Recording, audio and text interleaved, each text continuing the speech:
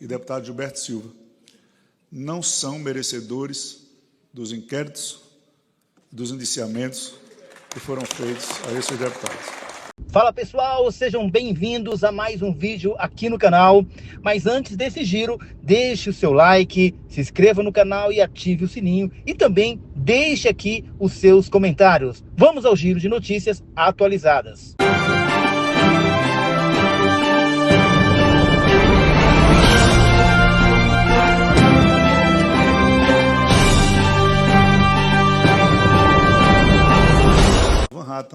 E deputado Gilberto Silva não são merecedores dos inquéritos, dos indiciamentos que foram feitos a esses deputados.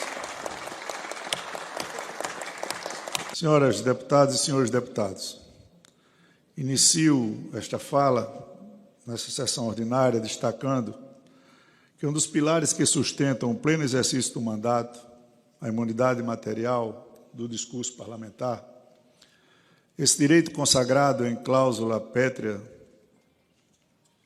pelo Constituinte de 1988 assegura a cada um de nós, deputadas e deputados, a liberdade plena de palavra em nossas manifestações feitas em plenário, permitindo que expressemos nossos posicionamentos e representemos fielmente os interesses daqueles que nos elegeram. Sem essa imunidade material, o plenário do Parlamento Brasileiro, este terreno livre, onde devem ecoar os mais diversos pensamentos da sociedade, estaria sujeito a todo tipo de limitação e de censura, com claro comprometimento da atividade parlamentar e com inequívoco enfraquecimento da própria democracia. Eu faço um corte aqui para dizer que esta presidência respeita, por mais que discorde, de determinadas falas que são feitas nestas tribunas, nesta e naquela. Muitas vezes até faço de conta que não as ouço, para não aumentar o debate nem polemizar com quem eu acho que não tem razão. Mas tenho a obrigação de respeitá-las, porque esta tribuna ela é inviolável. Infelizmente, as coisas não têm acontecido de parte a parte, com o zelo que esta casa às vezes precisa, e nós fizemos, inclusive, alterações regimentais para isso, para que a gente tentasse diminuir os embates mais agressivos. Determinadas falas, eu penso que a Corregedoria da Casa ou o Conselho de Ética tem que atuar. Mas, em especial, duas que aconteceram, eu vou nominar essas duas, para não nominar que eu acho que o corregedor deveria tomar alguma posição, elas não merecem o tratamento que estão tendo, nem da Polícia Federal, nem nos órgãos do Estado brasileiro. Deputado Van Hatten e deputado Gilberto Silva não são merecedores dos inquéritos, dos indiciamentos que foram feitos a esses deputados. É com grande preocupação que observamos recentes investidas da Polícia Federal para investigar parlamentares por discursos proferidos em tribuna. Volto a frisar. Tentativa de criminalização de falas proferidas na tribuna deste Parlamento, local por excelência de pleno exercício de liberdade de manifestação do pensamento e de incidência absoluta da cláusula constitucional da imunidade material. Não se pode cessear o direito fundamental ao debate e à crítica em tribuna, mediante ameaças de perseguição judicial ou policial. O Parlamento não é e não pode ser alvo de ingerências externas que venham a coibir o exercício livre do mandato.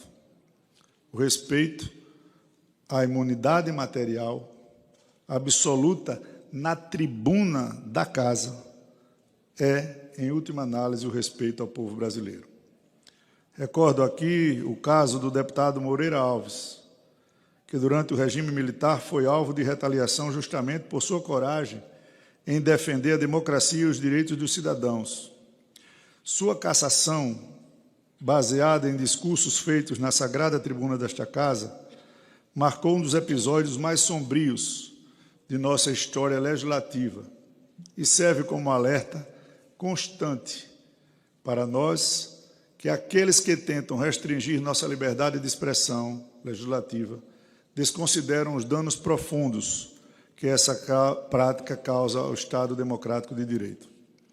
Portanto, em nome da defesa intransigente de nossa função e de nossa liberdade de palavra, reafirmo que a imunidade material é um direito inalienável de cada parlamentar e nela há de ser absoluta para manifestações feitas na sagrada tribuna desta Câmara dos Deputados.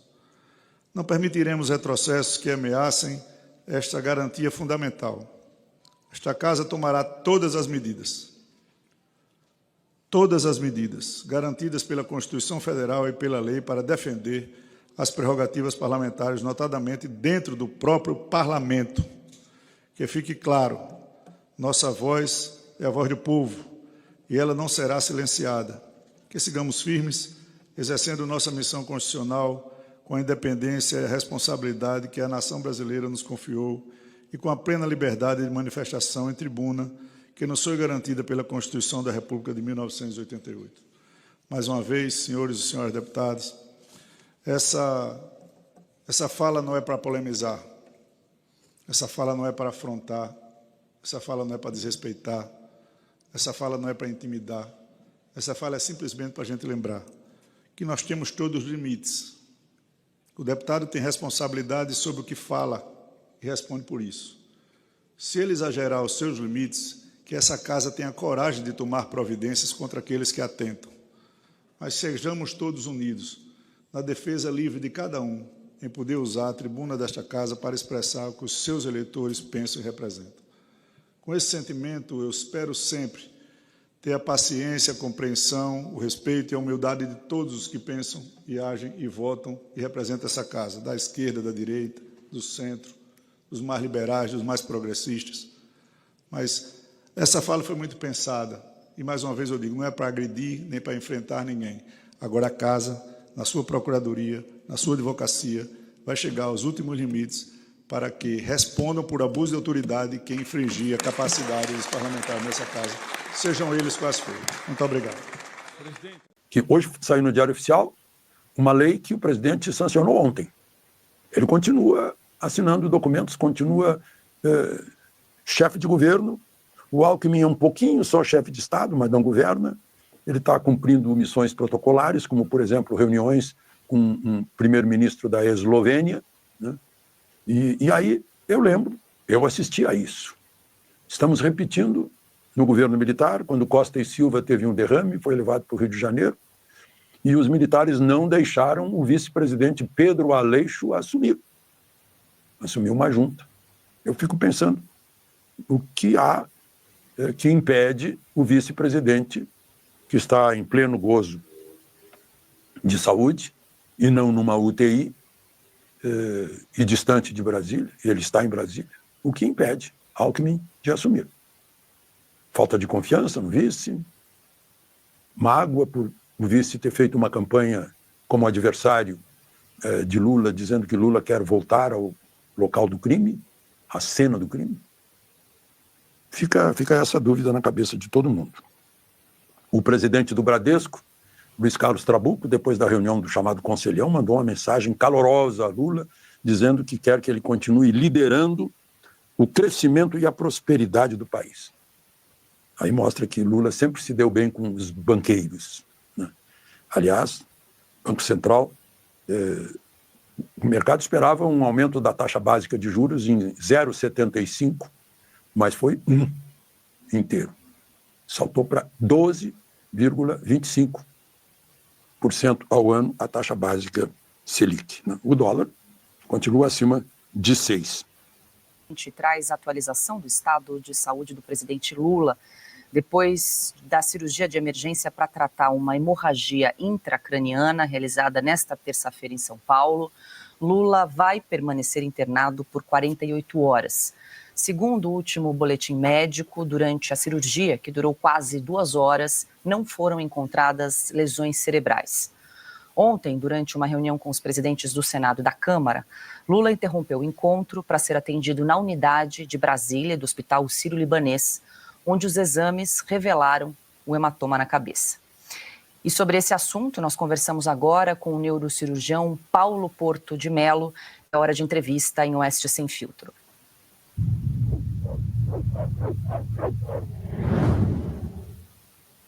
Vai deixando a sua opinião aqui nos comentários e vamos agora com essa entrevista importante no Oeste Sem Filtro, deixar os créditos aqui registrados. Doutor Paulo, muito boa noite, seja bem-vindo em Oeste Sem Filtro, obrigada pela entrevista. Olá, Paula, tudo bem? Boa noite, sempre um prazer estar aqui com vocês. Doutor Paulo, o presidente Lula ele sofreu uma queda, um acidente doméstico no dia 19 de outubro. Hoje, 10 de dezembro, precisou passar por uma cirurgia de emergência nessa madrugada. É comum esse tipo de ocorrência, quase 2 meses aí depois de uma batida na cabeça, pelo fato talvez da idade, do comprometimento que ele teve em relação a essa queda? E também gostaria que o senhor explicasse rapidamente como funciona esse procedimento pelo qual passou o presidente Lula nessa madrugada. Bom, vamos lá, Paula, tentando traduzir aí em miúdos, é muito frequente, tá? Isso não é novidade para ninguém. Inclusive, à época dos fatos, eu já aventava essa possibilidade, e principalmente porque ele faz parte do grupo de risco, né? Então, primeiro para o pessoal entender, a hemorragia não foi cerebral, ela foi dentro do crânio. Entre o crânio e a dura mater, que é uma das meninges, existe um espaço virtual em todo mundo. À medida que a gente vai envelhecendo, esse espaço ele vai se ampliando. Ele passa de virtual a um espaço com alguns milímetros. E nesse espaço passam algumas veias que drenam uma parte do cérebro direto para os seios venosos que estão na dura mater. Essas veias ficam esticadas conforme a gente vai envelhecendo, porque esse espaço vai aumentando. E aí, quando você tem um acidente doméstico bobo, como foi o que ele teve, isso acaba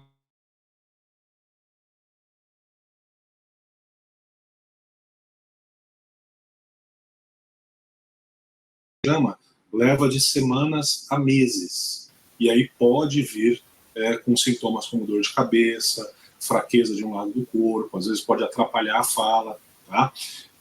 E isso é muito frequente, especialmente nos idosos. Pode acontecer em crianças que ainda não têm realmente um espaço completamente formado. Pode acontecer em indivíduos que estejam tomando medicamentos para, como o pessoal diz aí, afinar o sangue, né? E muito frequente também em pessoas que têm um histórico de um uso maior aí de álcool. E, doutor Paulo, só rapidamente, o senhor pode detalhar esse procedimento pelo qual ele passou nessa madrugada? Então, para a abordagem inicial de um subdural crônico, a gente geralmente faz uma incisão pequena, aí de 4 centímetros mais ou menos, na cabeça, e afasta a pele ali, e depois faz um orifício mínimo de 2, 3 milímetros no crânio, por onde você entra com um catéter nesse espaço subdural. Por meio desse catéter, você injeta soro fisiológico sob pressão, e como você está injetando líquido sob pressão, o que está lá dentro, que é o hematoma, sai. Então você substitui o hematoma pelo soro fisiológico, que por ser soro fisiológico acaba sendo absorvido ao longo dos dias, sem deixar nenhum tipo de sequela ou dano. Deixa eu passar aqui para o Silvio Navarro, que também tem uma pergunta para o senhor. O senhor falou uma palavra que eu acho que interessa a muitos brasileiros nessa hora, sequelas. É possível afirmar que não haverá sequelas, até porque a curto, médio prazo, ele ocupa a posição da presidência da República? Silvio, boa noite, é um prazer revê-lo. Eu não conheço, obviamente, o prontuário e os exames do Lula. Afinal de contas, está sendo cuidado por uma outra equipe, não é? O que eu posso te afirmar são meus quase 30 anos de experiência. Hematomas subdurais crônicos não deixam sequela. Tá? Eu nunca vi, em quase 30 anos de exercício profissional, um hematoma subdural crônico deixar algum tipo de sequela, justamente porque é um acúmulo de sangue entre o cérebro e a meninge, ou seja, ele não está no tecido cerebral primariamente. Ele está num espaço ali virtual que não tem nenhuma função neurológica, por isso que a ocorrência de algum tipo de sequela é altamente improvável. Piotr. Doutor, boa noite, obrigado mais uma vez por nos atender aqui. O senhor disse que houve um rompimento de uma pequena veia, uma artéria ali, né? E ela cicatriza, porque se ela sangrou durante esse tempo todo, ou seja, houve essa pequena hemorragia e agora houve a necessidade desse procedimento para retirar esse hematoma e colocar o soro fisiológico, conforme o senhor já explicou, mas esta veia, ela é suturada? O que acontece? Ou ela continua, digamos, pingando ali com essa hemorragia e corre-se o risco de que daqui a algum tempo ter de fazer novamente essa operação? Hilton, prazer falar com você. Veja, você tem muito fundamento no que você está perguntando, né? Então existe a enorme probabilidade dessa veia ela cicatrizar sozinha, pelo método que a gente brinca, que é o método da vovó, né? Quando a gente se machuca, começa a sangrar, a avó mandava colocar a mão em cima e não tirar o dedo até parar de sangrar. Então é isso que acontece quando essa hemorragia, quando esse hematoma atinge um volume considerável, como no caso do presidente Lula, né? Neste caso especificamente, o próprio volume do hematoma ele fica comprimindo ali aquela veia até que ela pare de sangrar, tá? Existe a possibilidade de reformar o hematoma? Existe, e não é uma possibilidade desprezível. Porque quando você está drenando esse hematoma, quando você está substituindo ele pelo soro, você descomprime essa veia. Se tiver dado tempo suficiente daquela veia cicatrizar perfeitamente, ótimo, ela não vai voltar a sangrar. Porém, se tiver só aquela casquinha de ferida, que a gente brinca, pode ser que durante esse processo de descompressão, essa veia ela destampone e volte a minar um pouquinho de sangue ali. E isso eventualmente pode motivar a necessidade de uma outra cirurgia. O que a gente faz geralmente nos pacientes que são operados de um subdural crônico, a gente monitora esses pacientes, porque se a gente notar que está começando a acumular sangue novamente, existem medicamentos que podem ser introduzidos em alguns casos que ajudam o próprio organismo a reabsorver aquele sangramento antes que forme um novo hematoma que precise de uma nova cirurgia. O Augusto também tem uma pergunta para o senhor, doutor Paulo. Boa noite, doutor Paulo, um prazer. Obrigado pela entrevista. Por quanto tempo deve ficar internado ainda o presidente, um paciente nessas condições, doutor Paulo? Prazer enorme falar com você, Augusto. Veja, pacientes operados de subdural crônico, de uma forma geral, a gente deixa internados de 48 a 72 horas. Por quê? Esses pacientes eles ficam com um dreno nesse espaço subdural, usualmente de 24 a 48 horas. Ocorrendo tudo bem, ao final das primeiras 48 horas após a cirurgia, a gente saca esse dreno e aí no dia seguinte, mais um dia de observação hospitalar, ele vai para casa, tá? Isso se não tiver alguma intercorrência, como distúrbio de coagulação, alguma coisa que impeça o transcurso normal de um pós-operatório de uma cirurgia de pequeno porte como essa. Vale a pena ressaltar que, para o pessoal que está assistindo, isso não é uma cirurgia extremamente complexa, pessoal. Isso é uma cirurgia que na minha época de residente aí, no SUS, a gente não tinha luxo de UTI. A gente fazia, o paciente voltava para a enfermaria mesmo e ficava ali com o seu dreninho. E depois de 2 dias tirava o dreno e no terceiro dia ia para casa. E isso é o que se faz não só aqui no Brasil, mas no mundo inteiro. Esse é o período médio de observação no pós-operatório. Doutor Paulo Porto de Mello, obrigada pela entrevista, pelos esclarecimentos em relação ao estado de saúde do presidente Lula. Tem algo mais que o senhor queira acrescentar em relação a esse quadro geral do presidente, doutor Paulo? Ô Paula, muita gente perguntou se, puxa vida, mas é uma doença tão simples como tem se falado aí, por que ele veio até São Paulo? Por que ele não foi operado em Brasília? Né? Acredito que aí é o conceito de urgência relativa, né? Não era uma emergência, ele estava consciente, então ele podia optar. É isso aí, gente. Vamos agora trazer mais uma informação. Um assunto que dominou a política nesta semana foi a possibilidade do deputado federal Eduardo Bolsonaro assumir o lugar do pai, Jair Bolsonaro, nas eleições de 2026. A Itatiaia conversou com lideranças da direita sobre o assunto, que garantiram que Jair Bolsonaro ainda é o plano A da direita nacional. Mardélio Couto, boa noite. Muito boa noite também para você, Aline Neves. Boa noite para o ouvinte que nos acompanha aqui no Jornal.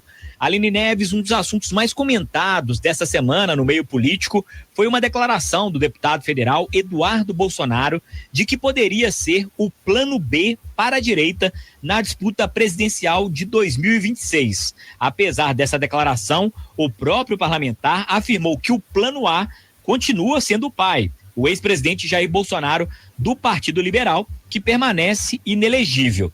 Essas declarações do Eduardo Bolsonaro foram dadas durante a CEPAC, a Conferência Conservadora de Ação Política, que aconteceu ao longo dessa semana na Argentina.